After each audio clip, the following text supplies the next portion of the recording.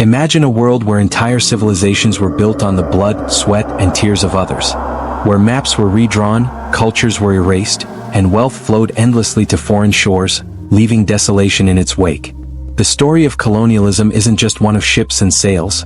It's the tale of exploitation, resistance, and the lasting scars that still shape the modern world. Welcome to the untold stories of colonialism, where hidden consequences echo through time, still felt by billions today. It all began with a hunger for the unknown, but also for unimaginable wealth and power. In 1492, Christopher Columbus set sail across the Atlantic, forever changing the course of history. The age of exploration was more than just discovery, it was the beginning of an unprecedented era of conquest. European monarchies, eyeing vast new lands, set their sights on expansion. New trade routes, vast riches, and the promise of domination over untold resources. These voyages weren't just about glory, they were driven by greed. Gold, spices, and human labor became the currencies of power. Portugal took Brazil, Spain claimed most of the Americas, and soon the British, French, and Dutch would follow. The indigenous populations, once rulers of their own lands, became mere subjects in their own homes. By the late 19th century, the European thirst for land had intensified, and nowhere was this more apparent than in Africa. The Berlin Conference of 1884 was an event of chilling consequence, where Europe's most powerful nations sat around a table and divided Africa, without a single African representative in sight. Nations like Britain, France, Germany, and Belgium took turns carving up the continent, ignoring the natural borders, ethnic groups, and communities that had thrived there for millennia. Leaders like King Leopold II of Belgium viewed Africa as nothing more than a vast gold mine, with human lives expendable. His exploitation of the Congo became one of the most brutal episodes in colonial history, with millions of Congolese killed or mutilated under his reign. Meanwhile, African leaders who attempted diplomacy or defense were betrayed.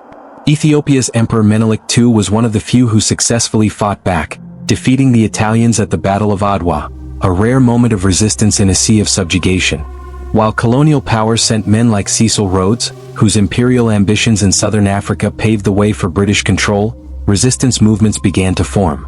In India, Mahatma Gandhi emerged as a leader against British rule, but in Africa and the Caribbean, figures like Kwame Nkrumah and Toussaint Louverture also led revolutions, hoping to free their people from the yoke of foreign dominance. Cecil Rhodes, who envisioned British control from Cape to Cairo, embodied the ruthless colonial mindset, justifying exploitation and conquest for the sake of British supremacy. But history would also remember the powerful African and Asian figures who fought back, even in the face of overwhelming odds. At the heart of colonialism was exploitation, raw, brutal, and unrelenting. From the sugar plantations of the Caribbean to the rubber forests of the Congo, European powers reaped immense profits. Indigenous populations were enslaved, killed, or forced into labor. In the Americas, entire native civilizations were wiped out by disease and violence, while in Africa, the slave trade saw millions torn from their homes, families, and cultures, shipped off to the New World as human cargo. The East India Company in India exploited not just labor but entire industries, pushing local artisans into poverty while filling European coffers. The same happened in West Africa, where British and French powers exploited mineral wealth, timber, and human labor. This wasn't just resource extraction, it was the systematic destruction of local economies and cultures, with colonial powers taking everything for themselves. As the centuries progressed, colonial powers developed a system of control, divide and rule. By playing different ethnic groups against each other, they maintained power with relatively small occupying forces. This, however, only sowed the seeds for future conflict. From India to Nigeria, these policies ensured that as colonialism faded, it left behind fractured societies. Resistance, though often met with brutality, grew stronger over time. In India, Gandhi's nonviolent movement ultimately led to independence in 1947, while in Africa, leaders like Jomo Kenyatta and Nelson Mandela spearheaded struggles against colonial rule. The decolonization movement of the mid-20th century was a seismic shift, but even as new nations emerged, the legacies of colonialism remained.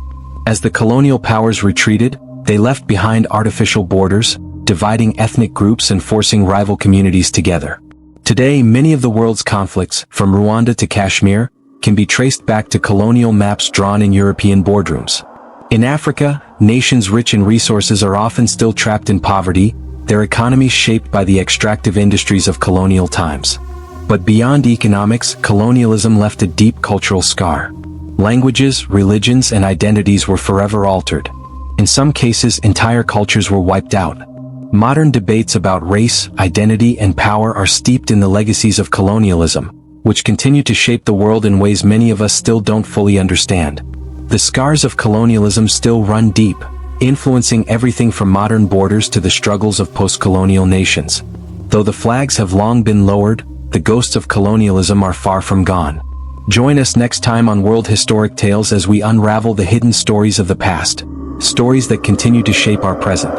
Until then, remember, history may be in the past, but its impact is always present.